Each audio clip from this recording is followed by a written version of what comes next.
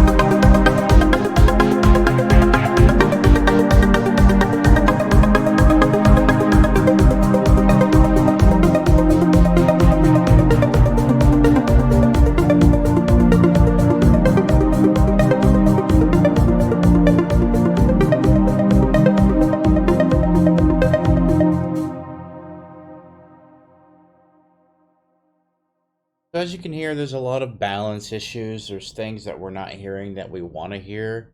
One of those things is that kick drum. Where's the kick drum, right? Everybody wants to hear the kick drum.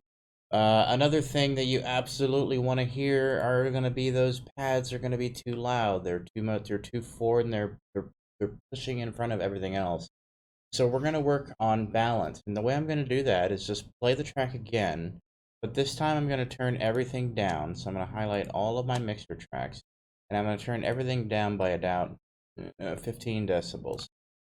That way, hopefully nothing is clipping this time, and now I'm going to turn my main volume back up. And that's going to give me headroom. So I'm turning everything down. I just selected everything and just brought the volume down for everything to about 15, 16 decibels below zero. I'm leaving my mixer track, my main bus is going to always stay at zero. So the goal is to always keep your main bus at zero when possible. This is going to give you the best mix that you can get, in my opinion. There are people who may disagree with that. If you have to change your main bus, then you're doing something wrong, in my opinion. Now, what we need to focus on here is how are we going to balance these instruments? Well, the way we're going to do that is determine at any moment, what is it that we need to be hearing? What is it that we want to hear the most in that moment? So, as a mixer, as somebody who's going into the mixing stage, and for some reason, it's still playing. Let's stop that now. Okay. So, at any moment, there's something that you want to hear. There's some sound that you want to hear that needs to be sticking out, right? And what is that? Well, you're the composer. You're the one who's going to decide what it is that you're going to hear. So let's go back to the beginning and start again, and we're going to just start mixing from there. I'm just going to use my mouse so that we can see what I'm doing.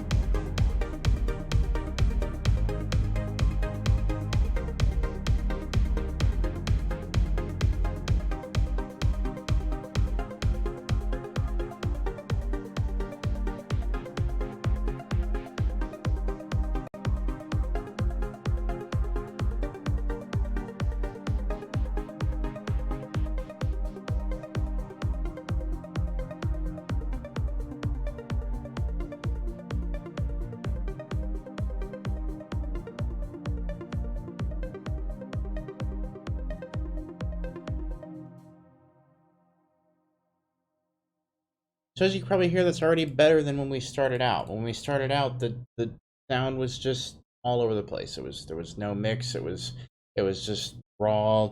Everything at zero, and that's not what we want. We want everything to be sort of balanced. We want to have this kind of internal balance within the piece, but there's still sections of the piece that are now not quite balanced. But we're going to give this another pass. And so, really, when you're doing mixing, you want to give multiple passes. Another tip I'm going to give you for mixing is that you don't want to listen too loudly. So you want to turn your volume down on your speakers, or in this case, I'm using headphones so that there's no feedback for you guys. But turn down your volume on your speakers or headphones so that you're just hearing, so that you can tell what is the most important thing that you want to hear in that moment. And you can work on that just by virtue of just being aware of what is important. So let's go back to the beginning, and we're going to do another pass on the mix, and then we're going to try to get everything to where I'm kind of happy where the mix lies, and then we're going to start working on figuring out where things need to change, and then we'll talk about that next. So let's go for that now. One more pass.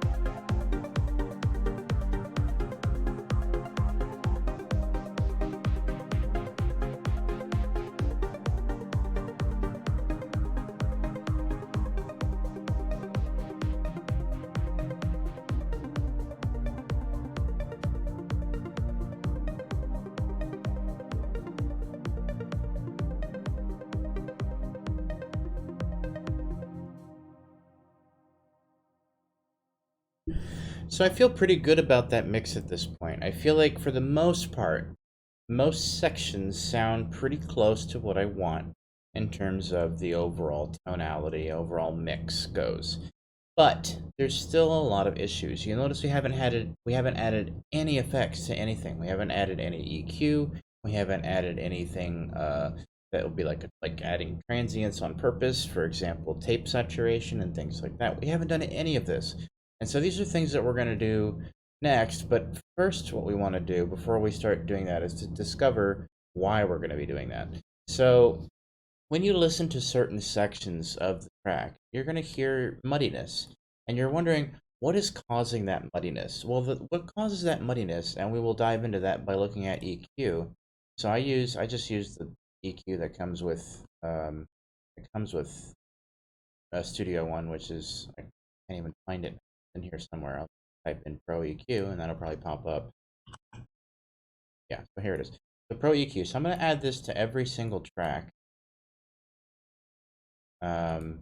Like that. This, stay out of my way if I do that. Yeah. Okay.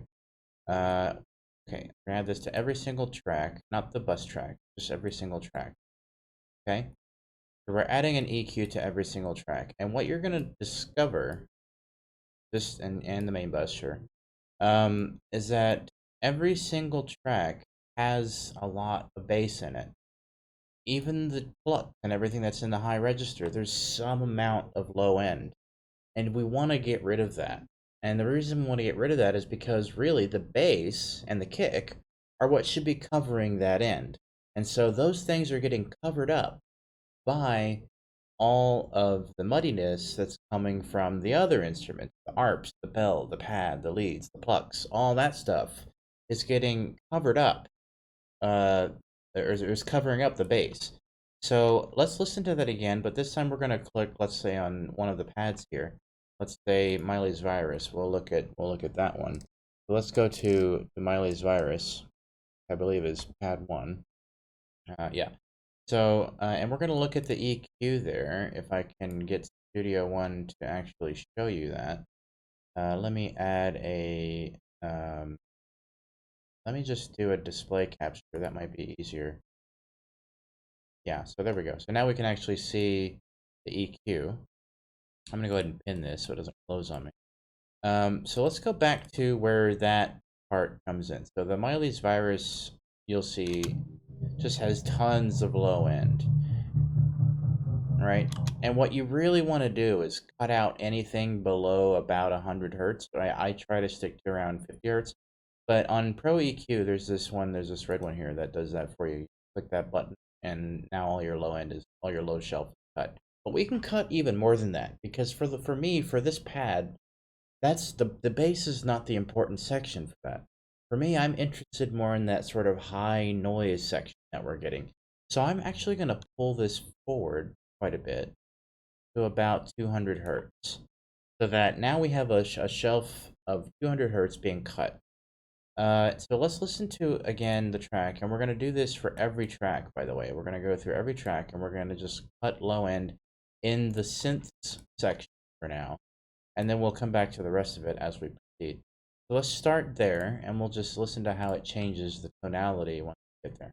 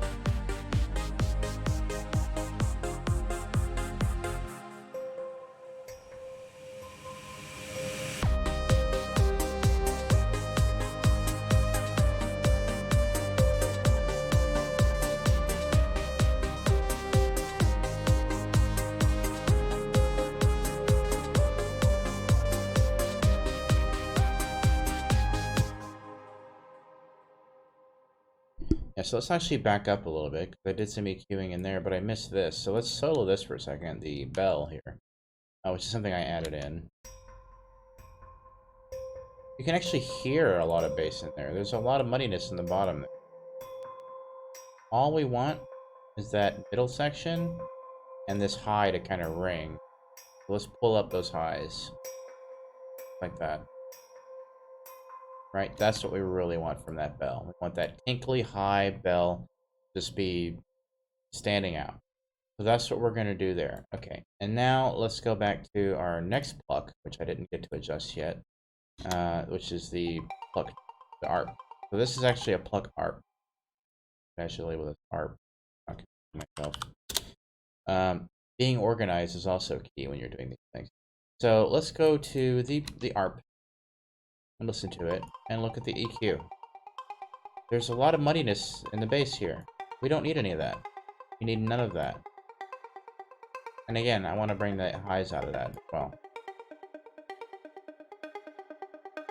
And I want to bring out some of that mid.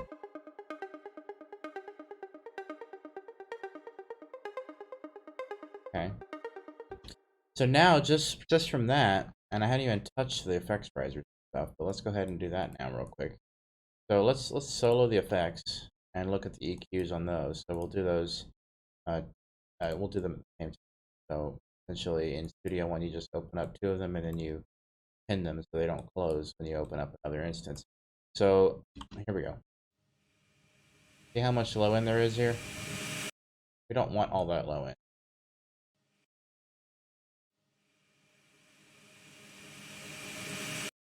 Okay, yeah, that's what we want. We want it to be nice, clean, just high-end, mid section is fine.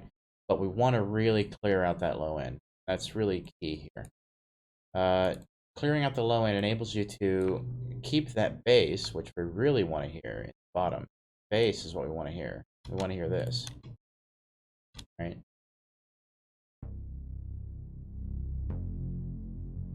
And we have done some low cutting on the bass, but we still want, that's what we want to hear when we're listening for the bass section. But if everything else has mud in the bass section, if everything else has something going on in there, you're going to be covering all of that juicy bassness up with that. So that's why we're using EQs to cut the low shelf off. Cut everything below what we don't really need to hear from that particular track for that particular instrument.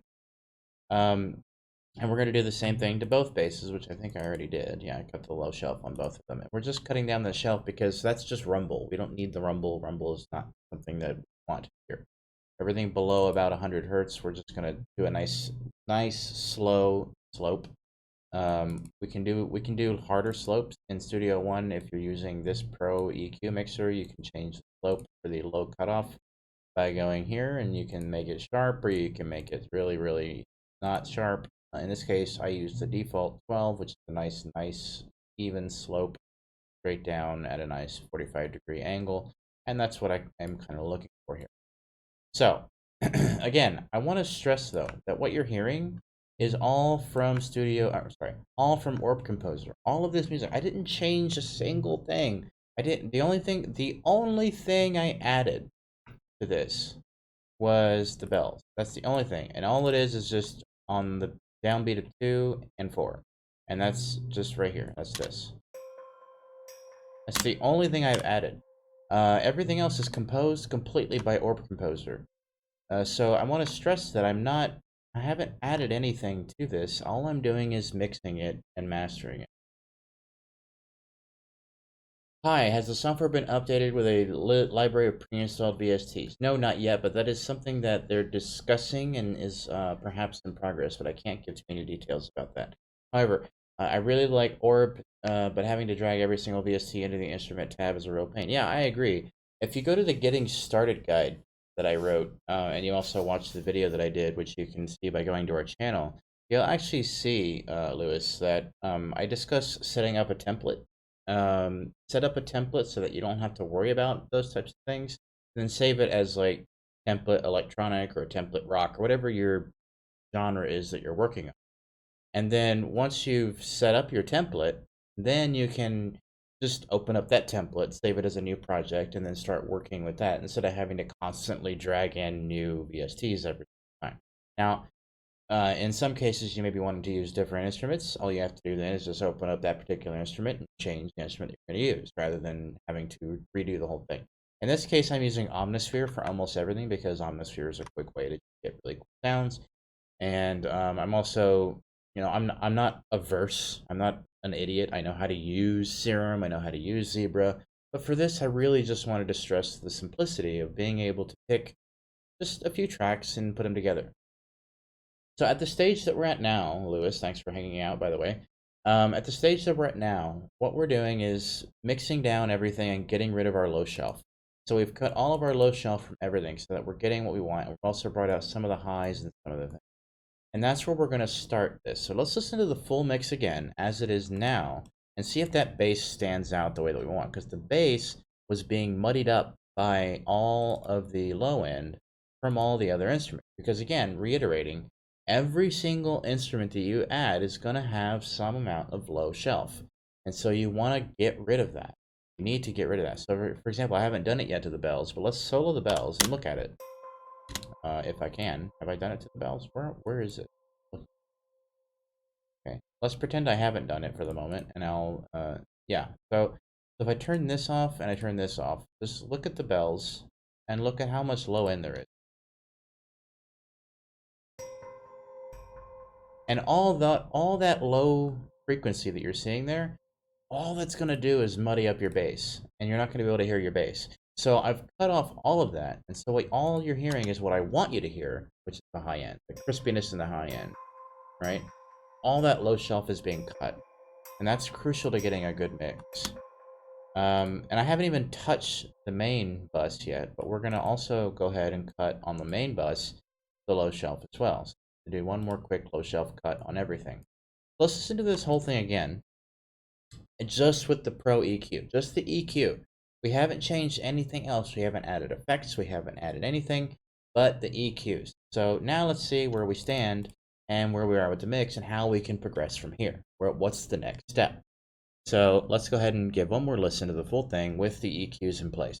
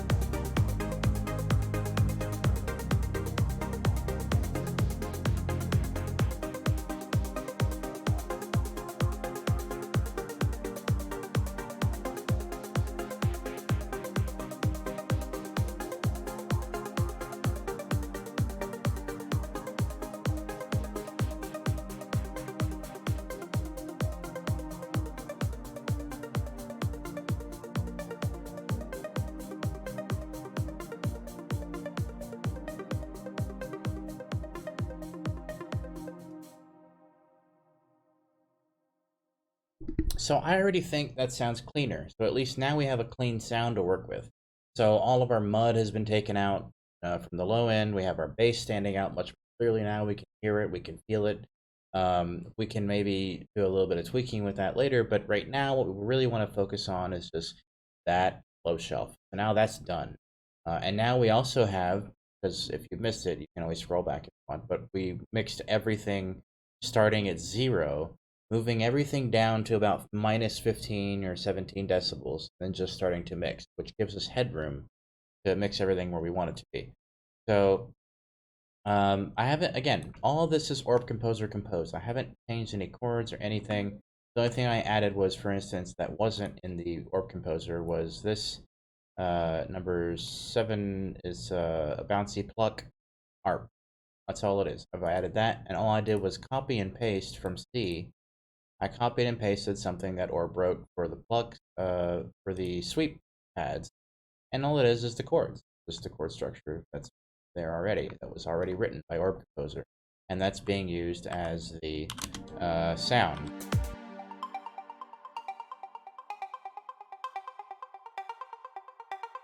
So it's Orb Composer composed. I haven't changed anything.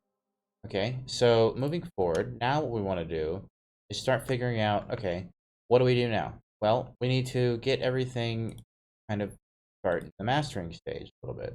So what we want to do is figure out, is there any effects that we want to add? Are there any groove delays or any things like that that we want to add to this mix to just improve the quality of it? Let's go ahead and work on that a little bit. So if I listen to it again, we will do. We'll fast forward a little bit here.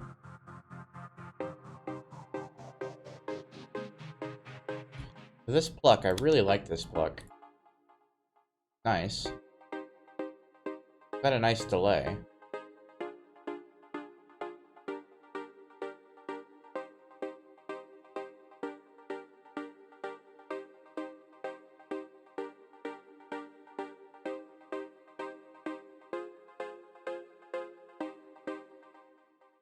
But I'd really like to add some more delay. I want to add a groove delay.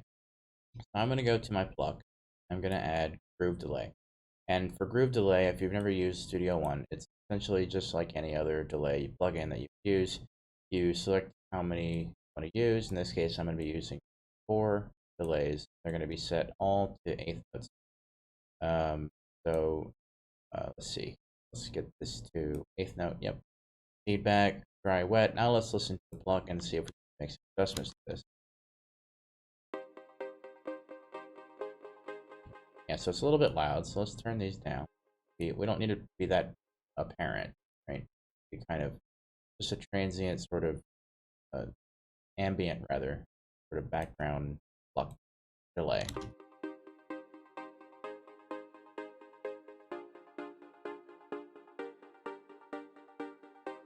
Okay, so for tap 1, I'm going to pan it left. Tap 2, I'm going to pan it hard right. Tap 3, I'm going to pan it hard left. And tap 4, we're going to pan hard right.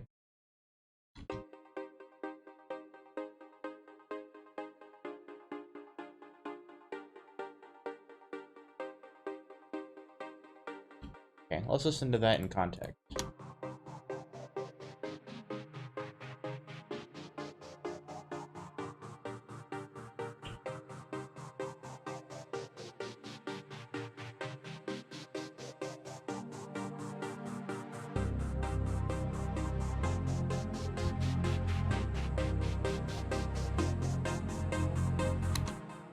So as you can see, my brain said, I want the pluck to be louder there. So what I'm going to do is undo that.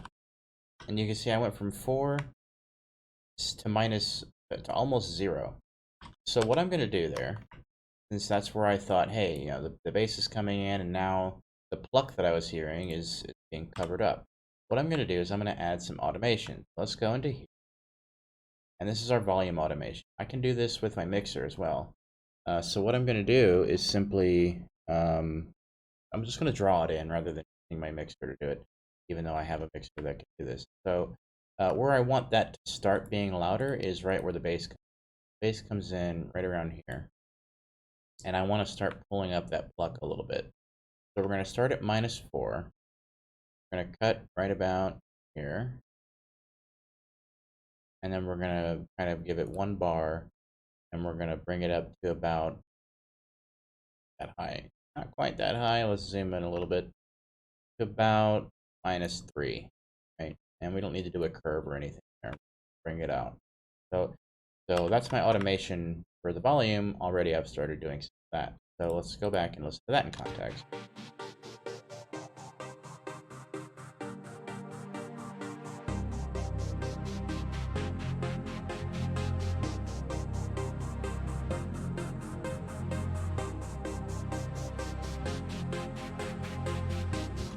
And I still feel like that's not quite enough. I actually feel like that could be a little stronger. So I'm going to bring it up just a bit more. I'm going to give it another bar and bring it up to about 2 decibels there. So, and then we can go ahead and hear that. Let's see if that's too loud or if it's about right.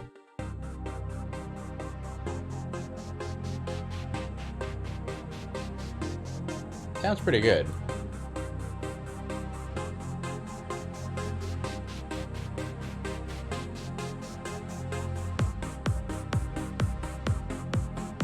And right about there, we lose our pluck because it drops about half an octave. And so we lose our pluck sound. So we're going to bring it out even more here. So we're going to start from about here. We're going to go ahead and delete that one. Then we're going to bring it up to about 3.54 decibels, something like that should probably do the trick. So there we go.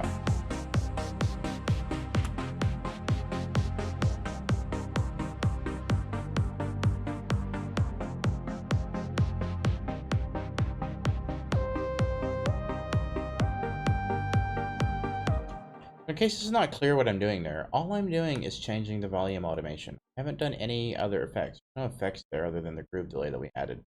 And I just did that because I was feeling like as things were being added, the pluck, which I feel is the most important part of this, this is the meat of this piece or of this track. I want that to continue to stand out. So as things get added, I'm going to be bringing the pluck up. So that's what we've done there. And the pad can stay where it is. The pad's fine. It stands in the background. We can actually bring it down if we want, not overriding everything. But right now, let's leave it where it is.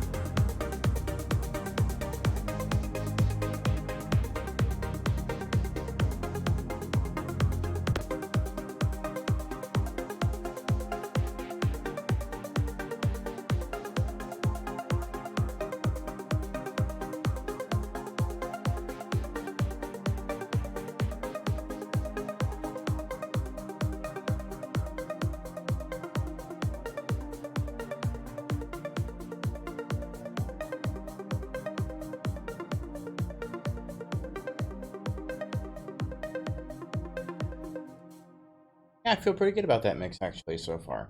So we're doing good. I'm happy with the way that's sounding. I actually want to add the same groove delay that I added to the pluck to the ARP. So I'm going to just continue it over. I'm just going to use the same one. So let's.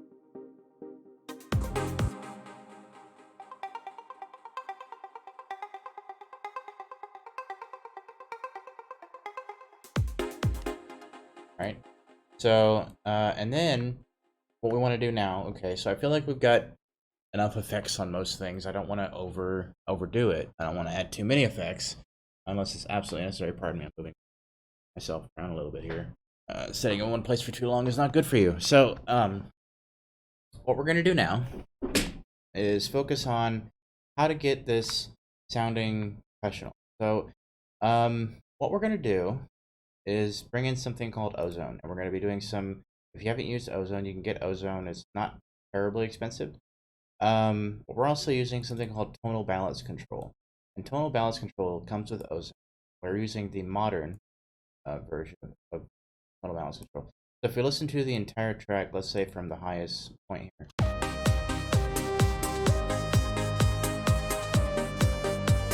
you can see that just based on the EQ that we have given it, that we're pretty close to what a modern sound would be with just the EQs. There's really not a whole lot more to do in that sense. We're landing pretty close to in that realm of what we want. And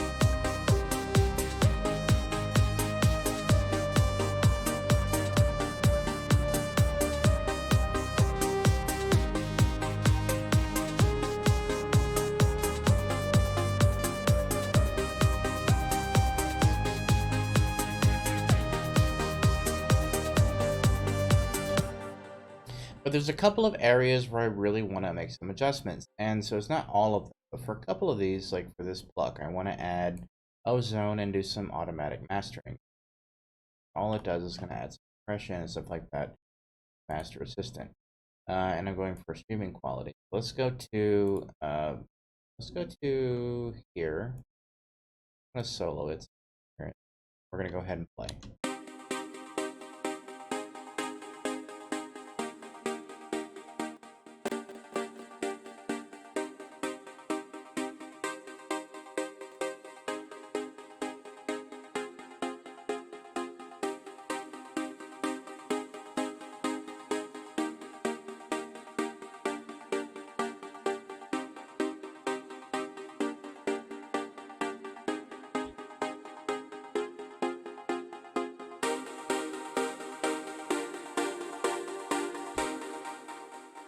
Okay, so the reason I've done that is because the pluck is still something I feel like isn't quite standing out as much as I wanted to. For me, it's like a critical part of what the track is about. Let's listen to it now that Ozone has done its quote unquote magic, to do some default stuff, which we can go in and change. But we will, for the most part, just leave it as it is for now.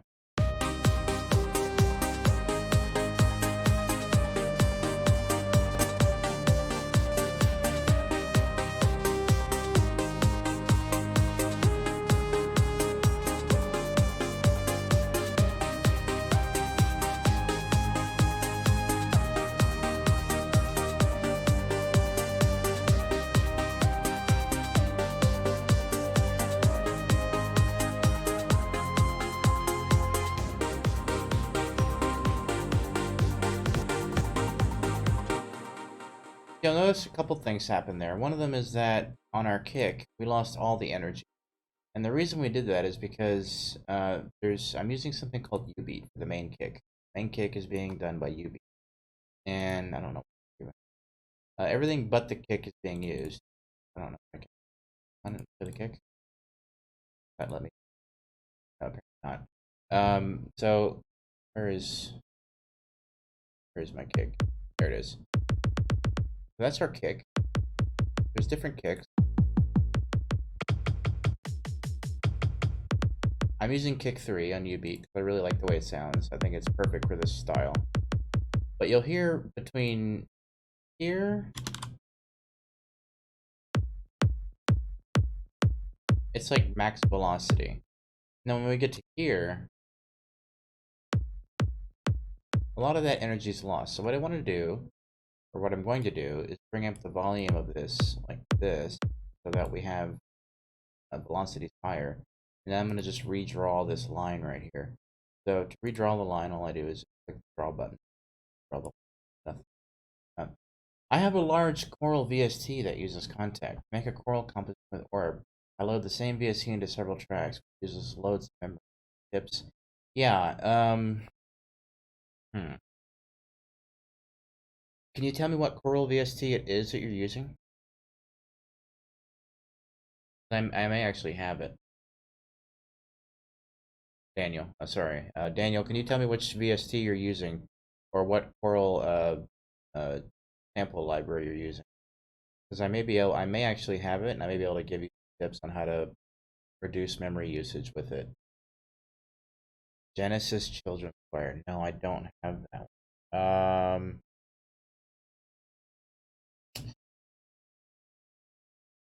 Well, right now I would say the only tip is to wait for the next update, because I think, hoping in one of the future updates that's coming is that they're going to be adding in the ability to use one instrument for an entire section.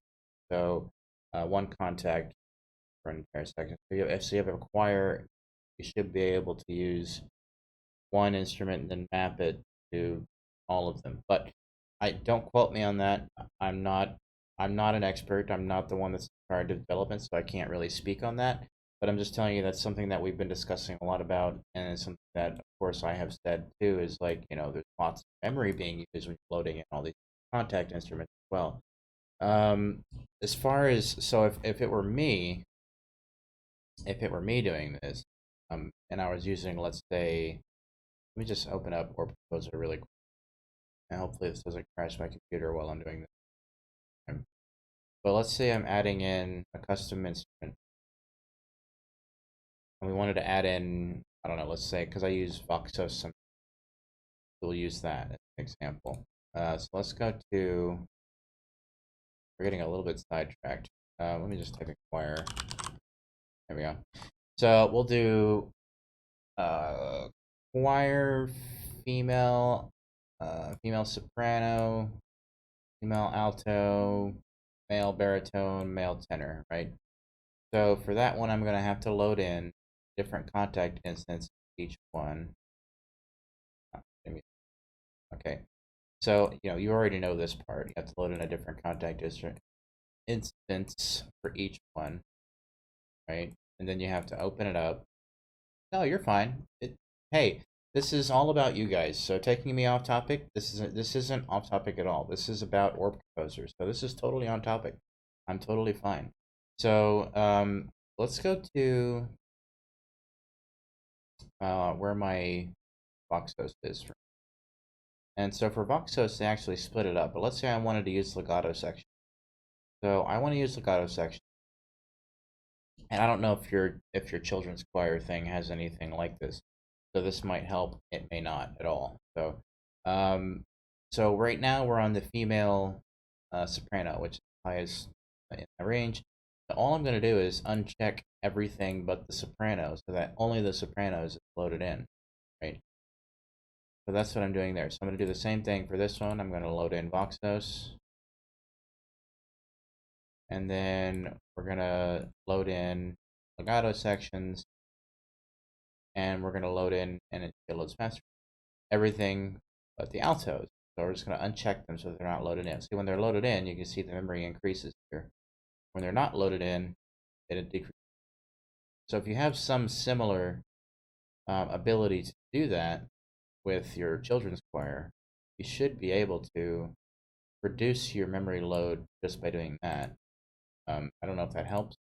Hopefully it does, but if not, then I would say just wait for a future update where that may be in fact. So,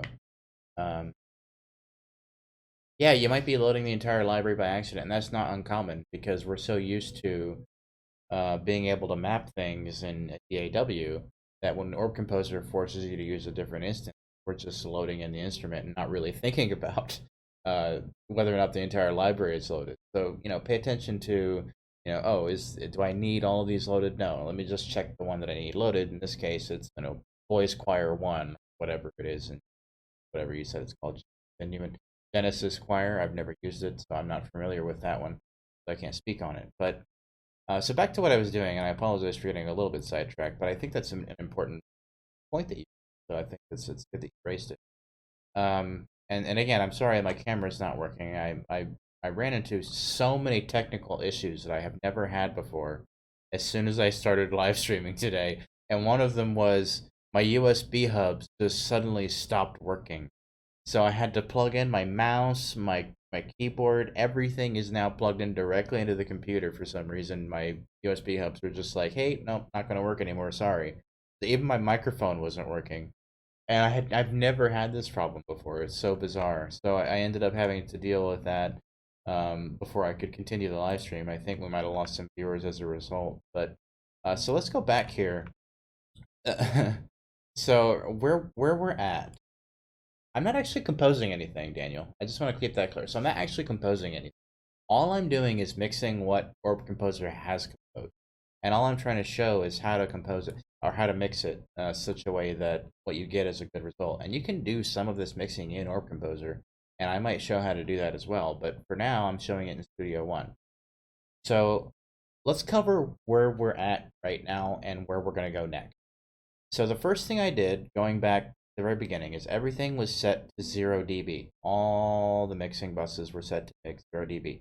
And that just resulted in everything clipping really loud, not really good, sounded horrible. Okay, and then I decided, okay, so what we want to do is give ourselves some headroom, pulled everything back to minus 17 dB, which is where this one's at actually. Plug 2 is still at minus 17 dB.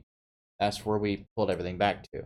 And then I did 2 pass-throughs where I just mixed everything to pretty close to what I wanted it to be. So now you can see everything is kind of, no longer at 0 dB or it's minus 17 dB. Now everything's kind of mixed. But my main bus is still sitting at 0. I haven't moved my main bus at all. I want to keep it at 0 as often as, or for as long as possible. Okay. If I have to move my main bus, then I feel like I'm doing something wrong. All right, so going back to that, then what we did was we cut off all the low end from everything that wasn't a low end instrument. So in this case, bass and drum kicks are really the only things that we want low end from. And just to recap, I'm going to show you again using, let's say, the Miley's Virus pad, what it looks like when you have no EQ on it. So here it is without the EQ. All that low end there is going to be muddying up anything that's playing in your bass. So what we're doing is cutting off at 200 hertz. So that way our bass, when it comes in at right around bar 17 here,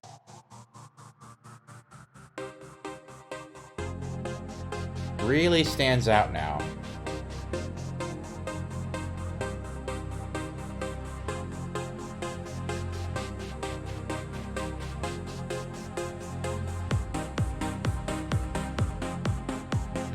And we've done this, again, we've done this to everything. We've cut the low shelf on everything except the lead, which, let's discuss that for a moment. What does the lead look like?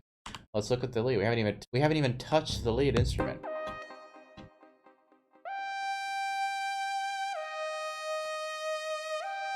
That's like the only instrument in all of them where there's no low end. But I'm going to cut it anyway because there's a little tiny bit of low end in there. And all I want is that high end. I don't want anything else.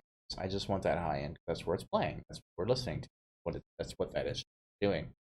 So we're cutting off all the low end from everything that doesn't need or want low end so that our low end instrument, kick or bass, etc., can stand out. So let's listen to it from Melody B section.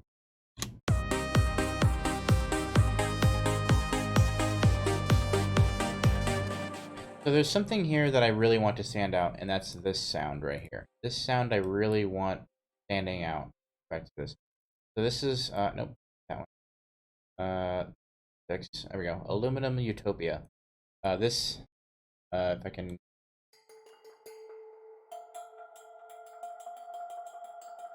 A nice kind of bell plucky sound. But to me, it's not, it doesn't have enough transient high, so it's not really standing out. So I want to pull those highs up even more than they are. I want to really hear that. And I want it to be strong. And I want it to stand out in front of everything just a little bit. So what I'm going to do is a little bit of automation. So in Studio One, if you just hit A, it opens up all of your automation. So we can actually just pull this up. So from here, unsolo it.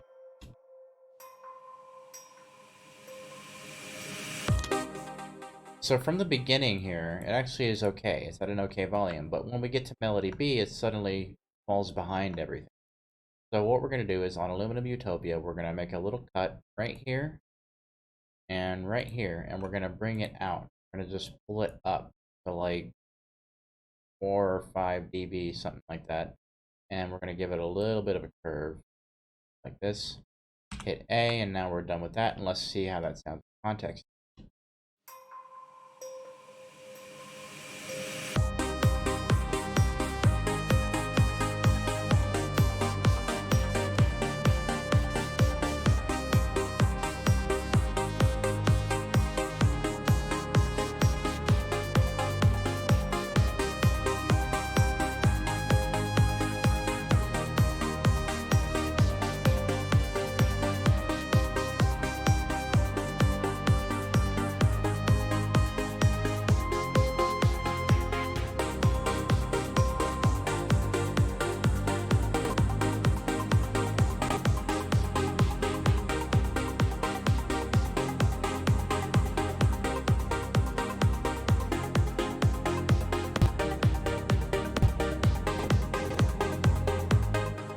Sorry about all the skipping. I don't know if it's what it's being caused by. It's probably a combination of live stream and usage.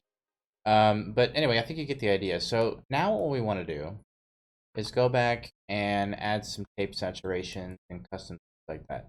So what we have, what we're going to be using, again, Ozone, if you're not familiar with it, let's go to look for Ozone.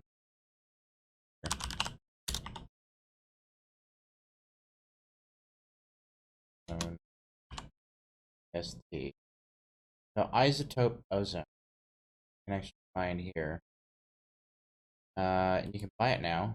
Price is $4.99 for the advanced, or you can get the standard. It has 7 mastering processing, $249. Really not that expensive considering for what you get, and you get quite a lot of really great tools. And one of those tools, in this case, we're going to be using is called the vintage tape. Okay, so we're going to be adding the vintage tape to all of our tracks. So let's do that really quick. I'm going to add it at the very end, all of our tracks, and it nice bothering me. So, end of all of our tracks, we're going to add the vintage tape. But we're not just going to leave it as it is. We're going to adjust it. Let's take a look at how we adjust it, what we're picking. So, not the bus tracks, only the actual tracks themselves.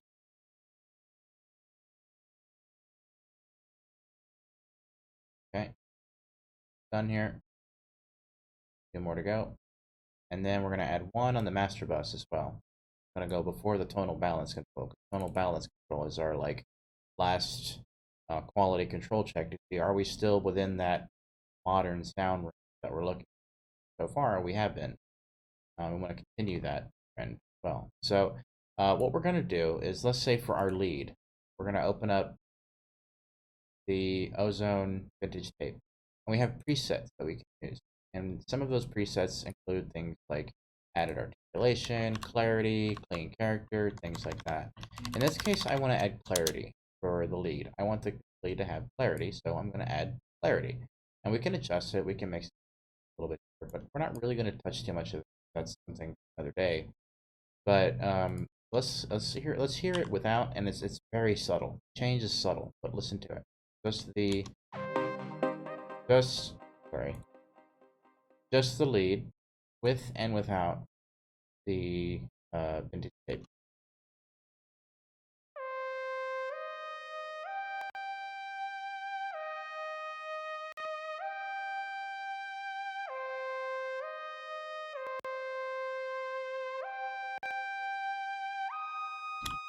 It's a very subtle change. There's not a lot. There's not a lot there. Really not. It's a very subtle change. So the goal here is not to make big changes. The goal here is to make subtle changes that add sound. And you may not even be hearing the difference. And that's possible too. Maybe your ears aren't adept. That's, fine too. I would suggest just getting used to it and taking a listen and taking time with it, experimenting a little bit. So let's listen to the pluck sound. I'm going to adjust different setting.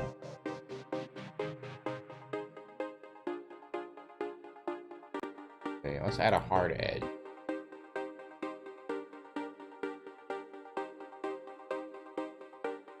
I'm going to run through different presets here.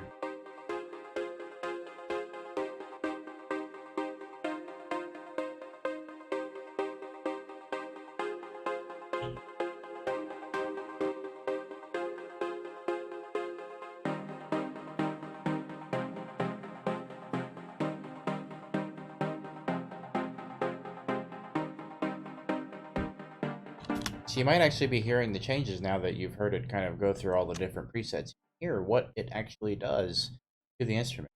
In this case, I'm gonna stick to clean character because I like the way that sounds. But I also want to reopen up view on that plug, and I really want to bring out those highs a little bit. I feel like they're not quite high enough.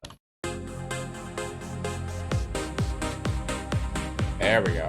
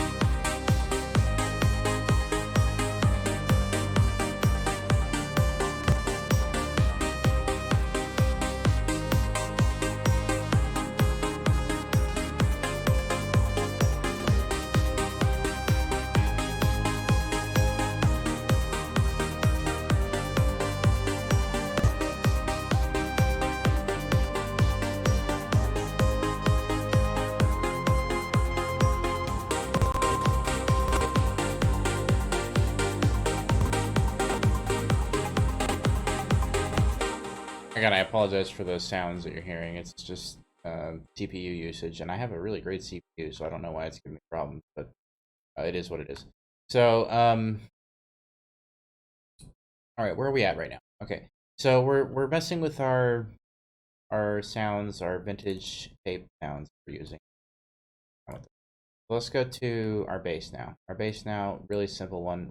We're gonna choose, say, club bass. Let's do that for both of these. Well, it's going to get the club bass treatment. Okay.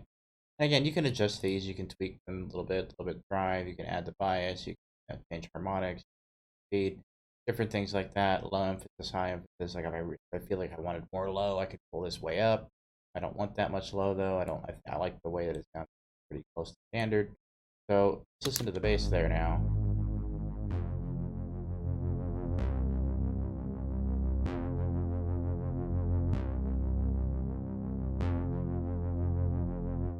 Okay, and again, without that.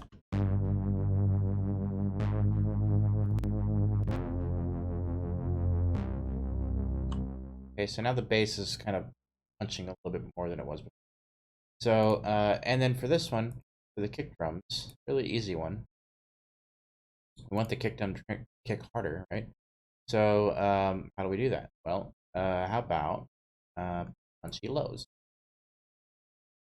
And we'll do that for both kicks.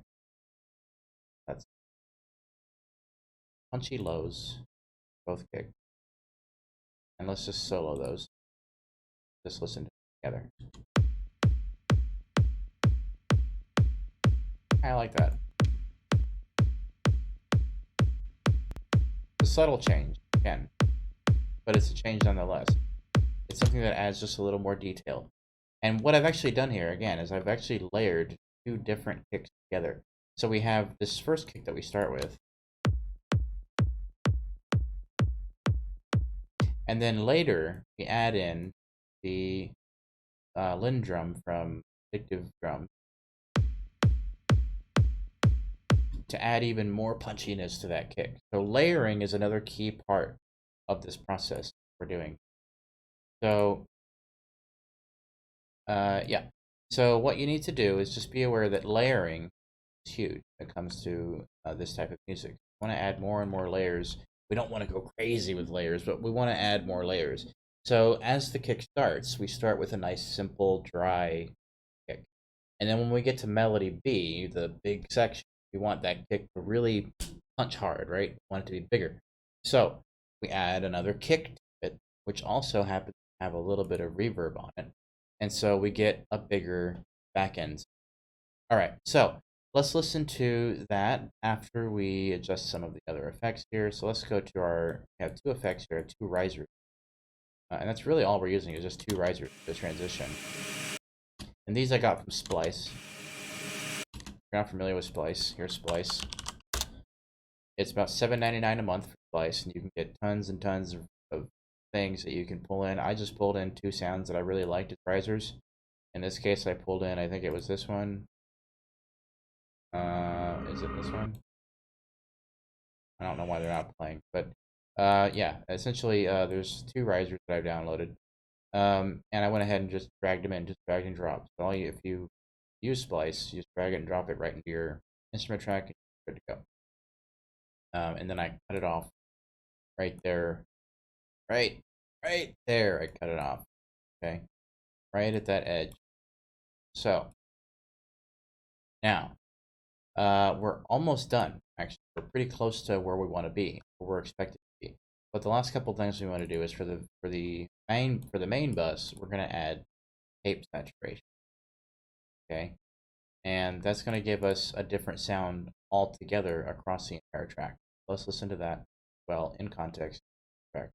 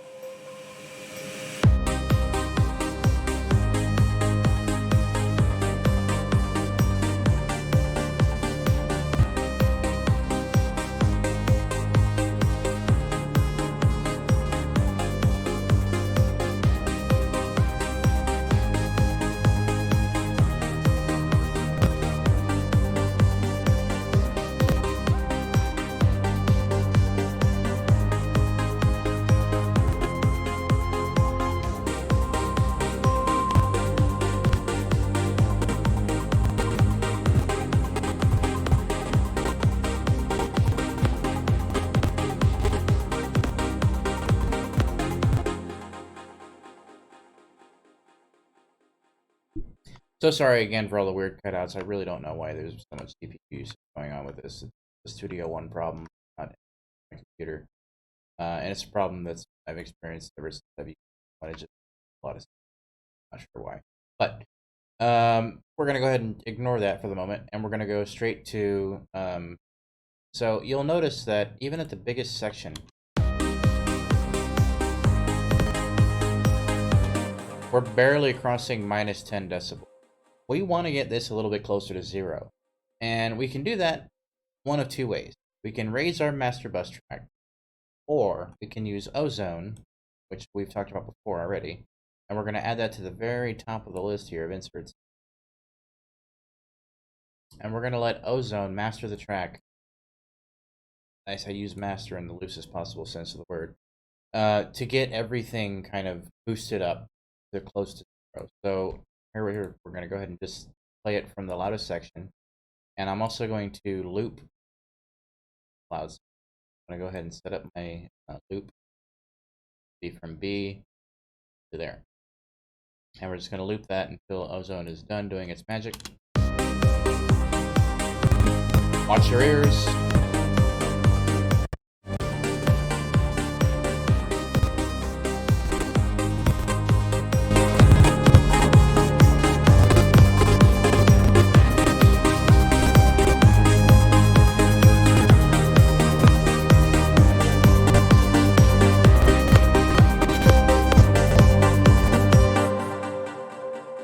Okay, yeah, I'm pretty happy with that.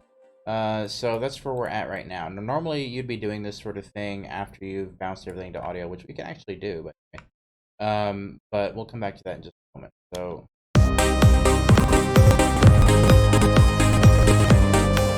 now we're getting closer to 0 on everything, which is what we want. We want to be close to 0 B. So let's just export stems.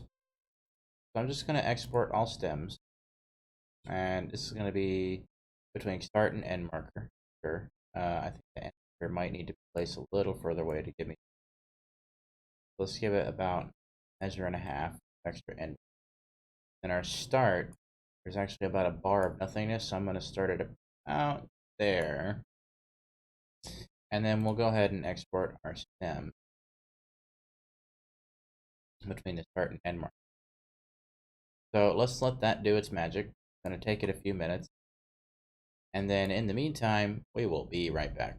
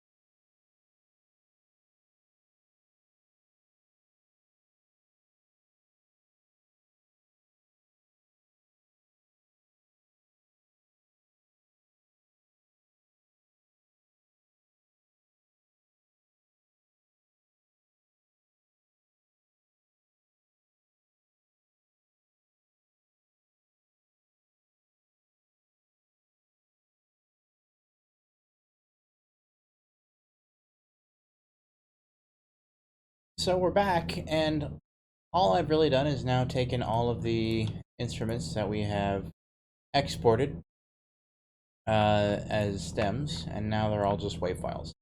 So that's what we want to work with. We want to just work with wave files now. So we have our hi-hat, we have our effects, we have all kinds of different things that we're working with here as just basic sounds that we're going to be using. I packed them all into folders, and I've given them all a bus track. In this case, we have a bus for hi-hat, a bus for bass, a bus for effects, a bus for kicks, a bus for synth. So we're not probably going to need to do a whole lot of changes here because we've already done most of those changes that we wanted in our pre-mix. This is the post-mix. The post-mix should take very little time indeed. So we're going to listen to the whole thing first in context, just the wave files to see where we stand and what changes we do or don't to make to the track. Maybe it's ready to go as it is, maybe it needs more changes. Let's just take a listen and find out.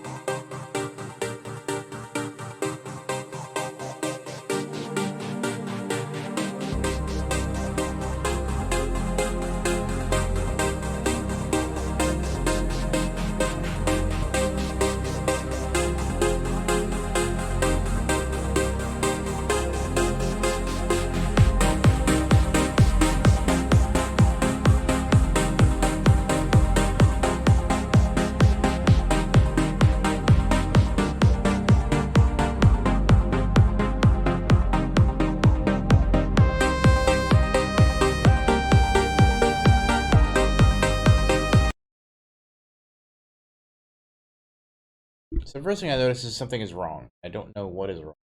I don't know why this bass track isn't the bass track that I exported. Let's find out what I've done wrong. So let's see here. It's possible that I think I might have taken, let's fix that really quickly. And I think that's the correct bass track because it fits the total length of all the other tracks as well. So going back, listen to it one more time without the mistake.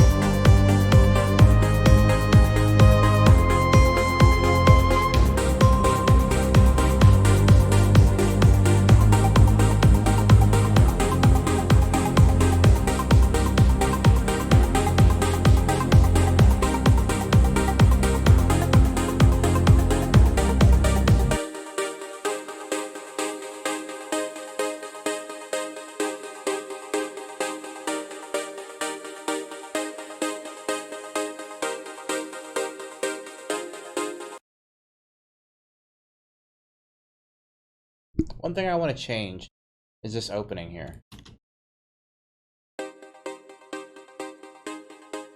Even with the low cutoff that it's got going on, I want to add my own cutoff. So what I'm going to do is bring this way down. See what happens there. Right. So all I've done there is map the EQ to this one right here, the purple one. Our high. Okay. So what I'm going to do is I'm going to bring this up till we get to about here. Kind of give it up to about there. Give it a nice curve. That how that should sound overall.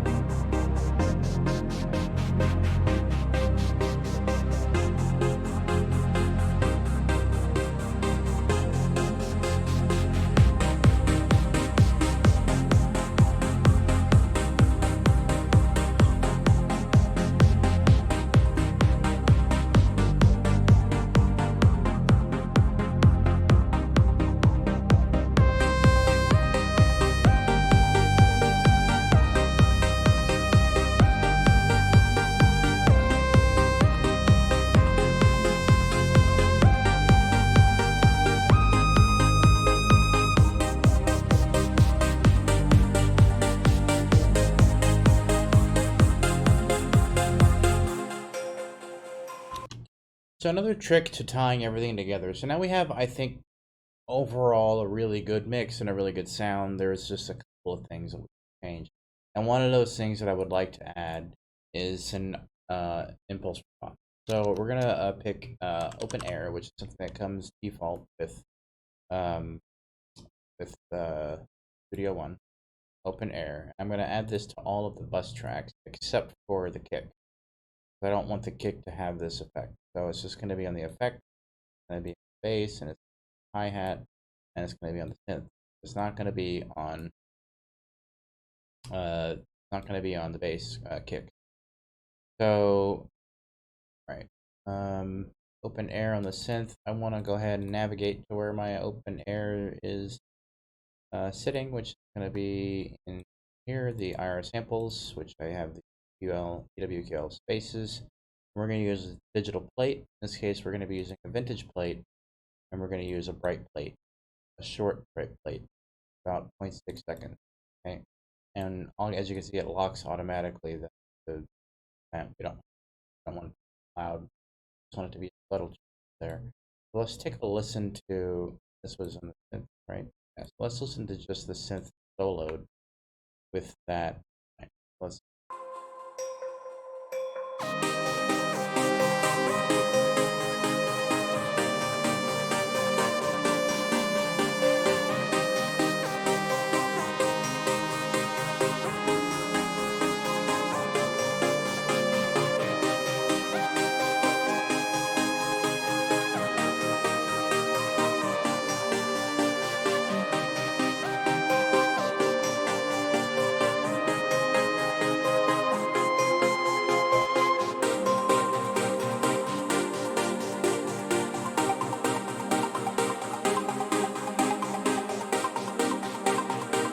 So I can see there was still some low shelf in there that I wanted to cut out, which I went ahead and did. That was really easy. So you could see, I could hear it, my headphones. There was just a little bit more low shelf in there that I wanted to cut. So we've added some open air reverb. I'm going to actually remove these. I just added them to show you adding them. But what we're going to do is just duplicate this across all of them so that they all have the same. Probably want to do the open air. And we don't want it to be locked to that amount. About maybe 20%. Want to make sure that's true for all of them. That puts them at a, well, be too high. Let's say 15% reverb. So 15% roughly that Although I'm probably gonna make the exact. So 15%, and finally the 15. That's well, I've already done it today, so why did I add it twice? Something to do. That would just add way too much reverb. Okay, so we've added a reverb to everything except for the kick drum because we don't want to have it. To me, it sounds weird, and I'll show you what it sounds like with it, and hear what that sounds like with that reverb. I don't like the way it sounds, so I don't do that. So, hello, hi, Energy Music. How are you doing? Welcome to the show. Right now, we're in the mastering stage, the final stage, which I'm not a professional mastering engineer, but I'm doing the best I can with the knowledge that I have come along with across the years of doing this. So, let's take a listen to that kick drum with that air. Ugh, I don't like that. I like it dry. That's much cleaner. Now, we could maybe add it subtle, like, we can turn it on and, like, turn it down to next row 1 or 2%. Nice to see you. If there's any questions that you have about what I'm doing, all of this music that you're listening to right now, or that you'll be listening to in just a second once we listen to the full mix again, was composed by a software called Orb Composer. Not composed by me, but I did choose certain parameters. It's artificial intelligence software that writes. May or may not be familiar with that. I don't know if you are or not. But essentially, all I'm doing is mixing it and showing how I go about mixing the track. So I've already done the pre-mix, which is done with MIDI and all of it. And now I'm doing the post-mix, which is essentially the master that's going to come out the other end. So let's listen to the whole track from beginning to end with the addition of the open air uh, short plate that we've added to everything, and see if there's any more changes we should or should not make. And if you have any suggestions, of course, welcome them in the chat as well.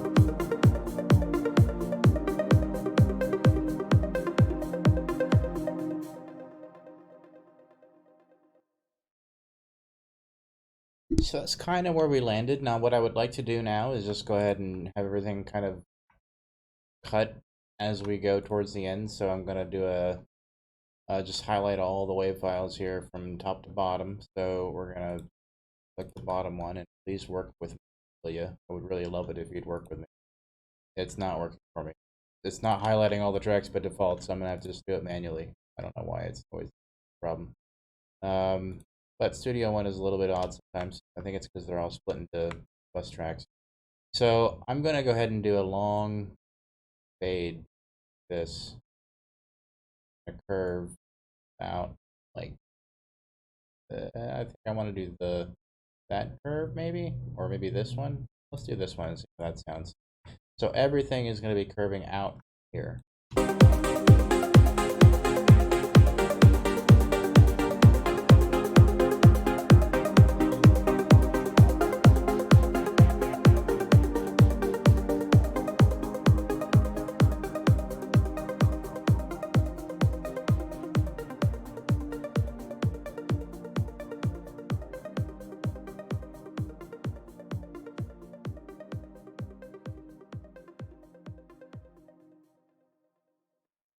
Okay, so that's okay. But now I notice another problem is that it's actually not kind of fading into nothing, because the ending is actually a bar and a half after the track actually ends.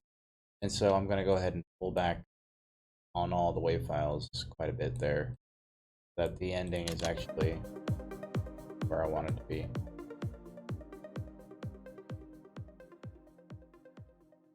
A little more, almost there.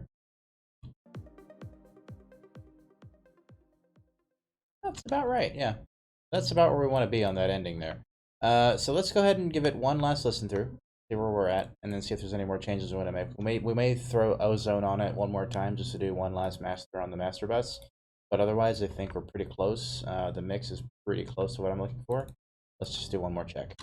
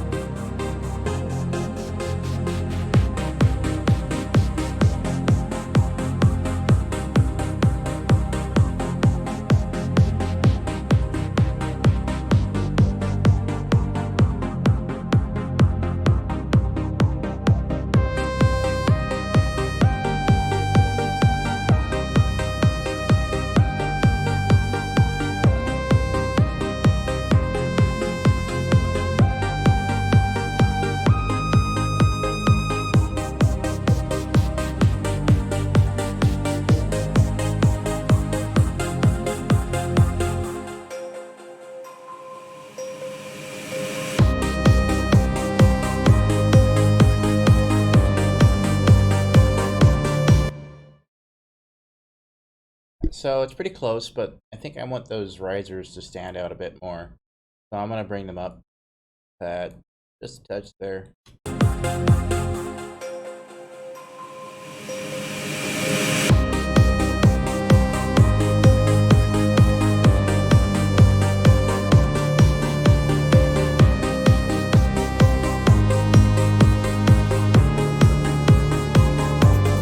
And one more thing I'm going to do to the risers, which I'm just going to pan one a little bit to the left, not too far, and the other one a little bit to the right. So just light the sound here on the left end versus the right. There's two different risers being used there.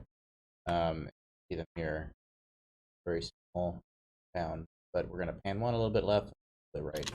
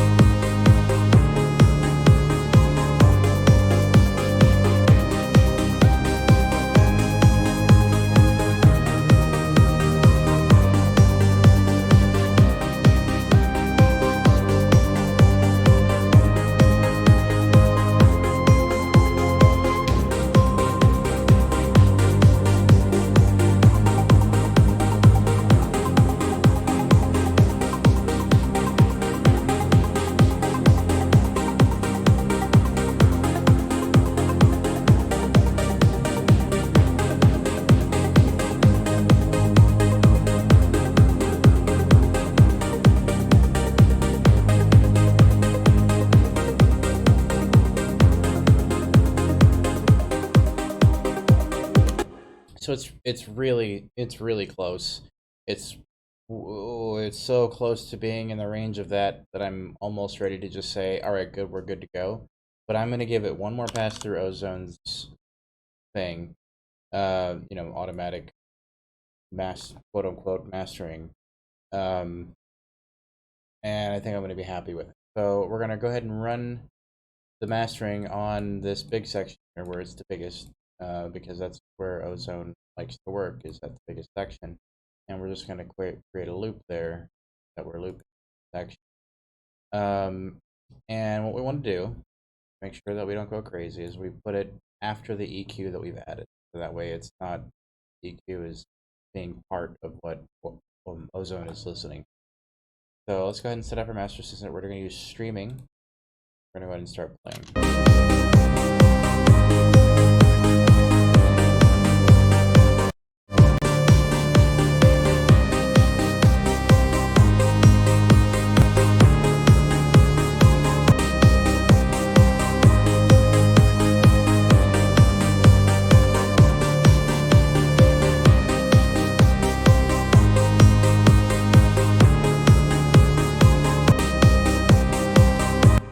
Okay, so Ozone is done now. Let's listen to where we landed.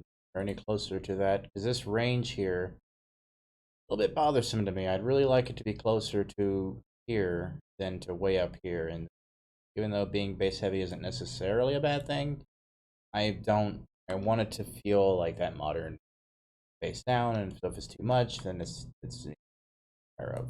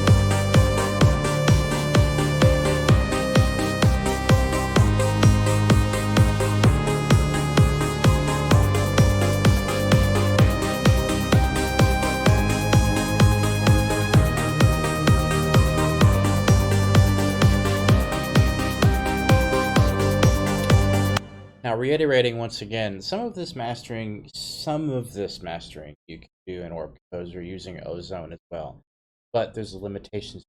So that's why I'm doing it in my DAW and not in Orb Composer. However, I am going to open up Orb Composer in a moment and show you how you can do a little bit of this in Orb Composer. But first, I just want to make sure that the output that we have now is close to that modern sound that we're looking for. The bass is still a little on the high side, but everything else is pretty close. And so I'm not going to gripe too much over it. It's close enough that I'm happy with it. So one more full listen through. The one thing I want to make sure of before we continue, though, is that we're aware that this is just what Orb Composer wrote. I didn't change too much other than what I kind of wanted it to feel like in terms of the eighth notes, that and the different things like that. But all the sounds, all the notes that were chosen, and like high energy music, you said in the chat that it used a diminished chord. It absolutely used a diminished chord, and I overlooked it because my ears were already biased towards it because I had been listening to it too much. So by the time I noticed it, it just had gone through, and at this point, at this stage, I'm just like, screw it, we're just gonna let it use that 7 diminished chord. Even though it doesn't really work well. So next time I do a track, I'm going to make sure I pay more attention to that. But that is kind of what happened. In case you're wondering why there's a diminished chord in there, it's because I had become biased to what I was hearing, and that happens when you're sitting at the DAW for too long or for too long, and you just start to become biased towards the sound. So let's listen to the one last mix, full total. I think this is about done. There's much left I can do to it besides adding more effects. Really, I've already done most of the effects that I wanted to do in my pre-mix. So there's not much left. Let's take a listen, and then I think we're about done.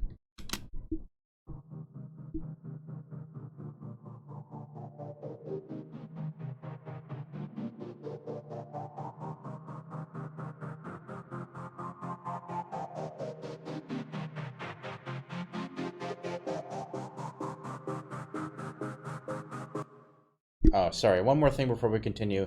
I do want to stress that you notice that I haven't touched my master bus at all. It is still set to 0. This is something that I try to stress to everybody, is that if you're touching your master bus, your main bus, and changing it from 0 to 2 or minus whatever, you're doing something wrong. Something in your mix is wrong. You need to make your mix so that everything is pretty close to where it needs to be so that you don't have to touch. This should always stay at next to 0 for almost all the time. If you have to tweak it a little bit, okay, fine. But my advice, and this is something I've heard from several different producers, and one of my favorite producers who works with me on a regular basis, he said, if you're having to change your master bus to anything but 0, your mix is bad. Something in your mix, and not the master bus, because the master bus should always stay at 0. Anyway, let's listen to it again. I'm sorry about that. I wanted to stress that point.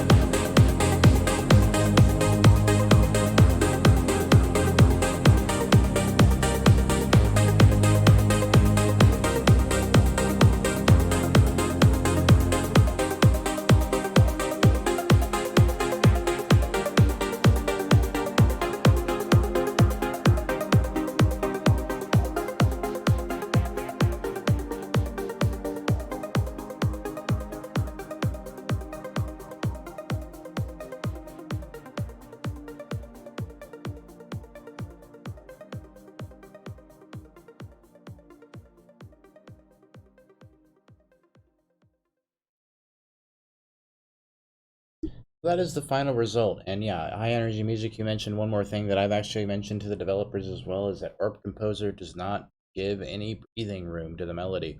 It is just straight melody consistently throughout. Now, a normal woodwind player, for example, even if it's a lead instrument, even if it's a keyboard, there should still be moments where there's just a break or a stop or a pause.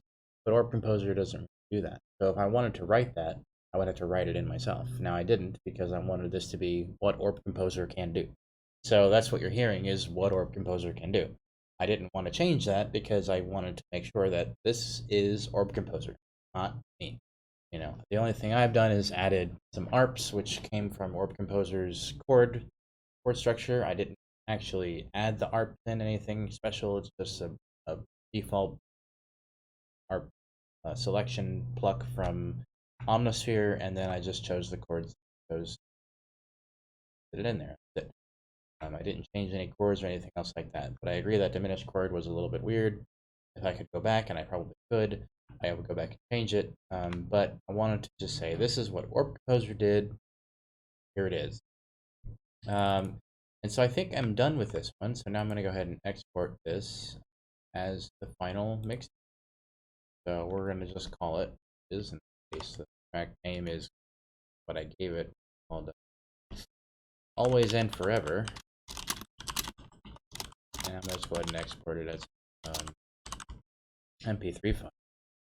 Because I'm actually going to replace the demo that was used on the website or on SoundCloud well with this mix instead of other mix that we use, because it's actually a completely different track. If there's any questions about anything that I've done, if you have any questions about mixing Studio One or Pro Tools or what have you, I'd be happy to give you some advice and tips. But at this stage now, you can go back and watch a lot of this. I would say if you want to, you can email me questions at benjamin.masonette@hexachords.com. I'll just post that in the chat if you have any questions about mixing. Again, I'm not an expert, but I feel like I do pretty good, so I try. So that's my that's my email address. Thanks a lot, Google, for posting it that way. But yeah, feel free to email me with questions if you have it. If you have any questions about mixing and how to do that, because there's no wrong way. There's no necessarily right way. Everybody has their own way of mixing. I have a way of mixing. I think the way that I do is pretty close to standard for most producers, although other producers, professionals, they have like external equipment and stuff. I don't have any of that. All I have is plugins. That's what I utilize, because my main focus is composition.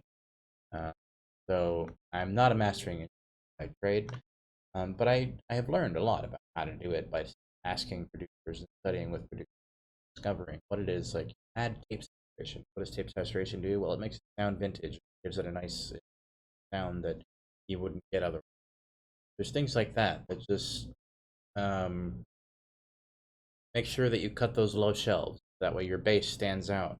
You want to cut low shelf on anything that isn't a bass, because believe it or not, whether or not you're aware of it, almost every single instrument that you use, especially if it's a synth instrument or even a woodwind or whatever, is going to have some amount of low in it. Anything below 200 hertz that you're not going to be utilizing, get rid of it. Use an EQ, get rid of it. And that's that's kind of what you do, is you take your low shelf and you just cut below around 200 hertz. Do a nice slope so that everything below 200 hertz is gone, so that way your bass stands up. These are just tips that are very basic, but the things that kind of get in the way if you're not sure. Like, why does my mix sound so muddy? Well, it's probably because there's something in your mix that is in the bass that you're not hearing, you're not seeing. And so open up an EQ for all of your tracks. Put an EQ on all of them and look at what they're doing. If I go back to, if I save this, go back to the other mix. Once again, if we look at it one more time, you'll see that even in the high pad and the high plucks, there are bass tones that are just gonna muddy up the bass. So just load up. Take about a moment. About done already. And so a muddy mix is going to be caused usually by muddy sound. So you're just not noticing. So let's go to like the Miley's Virus pad that I use from Ozone, or no, from sorry about that, from Omnisphere. So this sound, which, I mean, obviously there's bass in there that I have cut a lot, and if you look at it, here's what it looks like without the cut.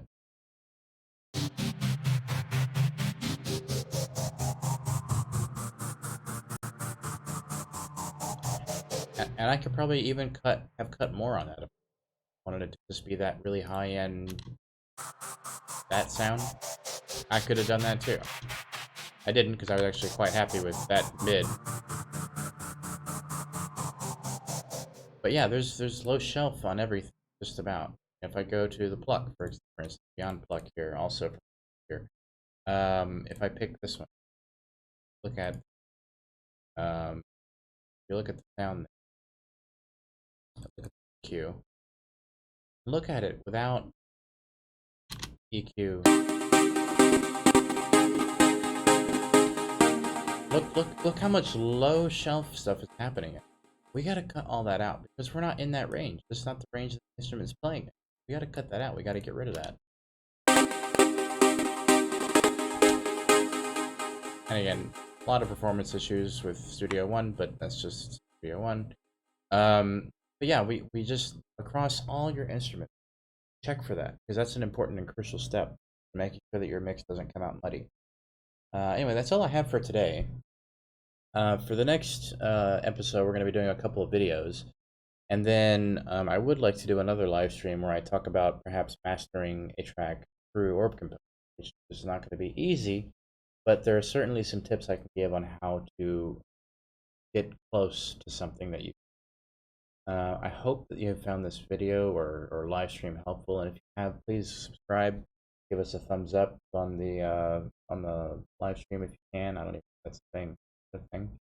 Uh, Thanks for watching so much, and I appreciate you all hanging out and watching. If you have any questions, again, email them to the email I posted, benjamin.mason@hexachords.com. Anything about mixing and mastering your tracks, any DAW. Happy to give you any advice at all that I can. And once again, I definitely recommend buying, if you can, Ozone is a great tool for mixing and mastering tracks. But that's all I have for today. Thank you so much for watching, and I will see you in the next video.